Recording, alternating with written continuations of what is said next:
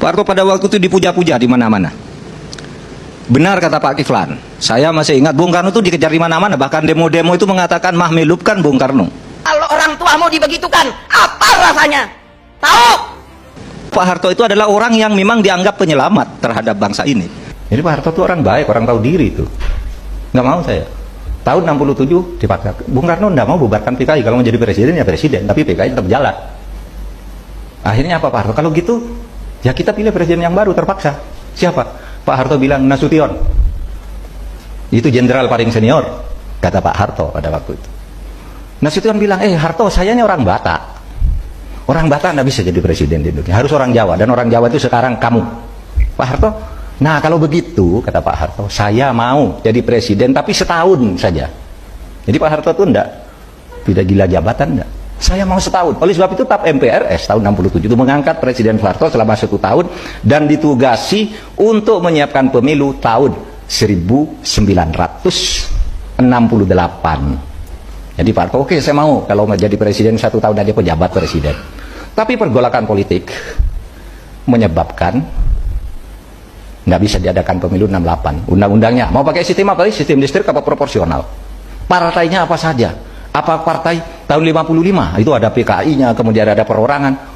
Nggak selesai perdebatan setahun sehingga Pak Harto hadir ke MPR pada waktu itu, ke MPRS. Saya lapor, tidak bisa pemilu 68. Kemudian Pak Harto minta ya diperpanjang aja jabatan sampai tahun 73. Nah disitulah mulai Pak Harto tuh mau, tadinya nggak mau, kemudian mau sampai tahun 73. Nah.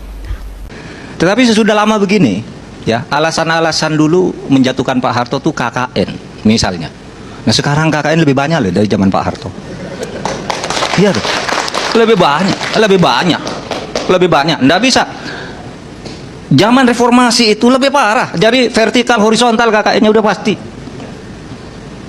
Hutangnya lebih banyak. Kalau kita dulu menjatuhkan Pak Harto oleh karena dia KKN, apa kita tidak merasa berdosa sekarang ini kepada Pak Harto? Sekarang KKN-nya lebih banyak. Dulu yang korupsi Golkar aja. Sekarang semua partai pakarnya boleh tanya saya secara spontan, siapa yang korupsi di partai ini, siapa korupsi. Saya hafal 10 partai yang sekarang punya nama di parlemen. Berdasarkan Undang-Undang nomor 20 tahun 2009, Pak Harto itu memenuhi segala syarat untuk mendapat pahlawan nasional.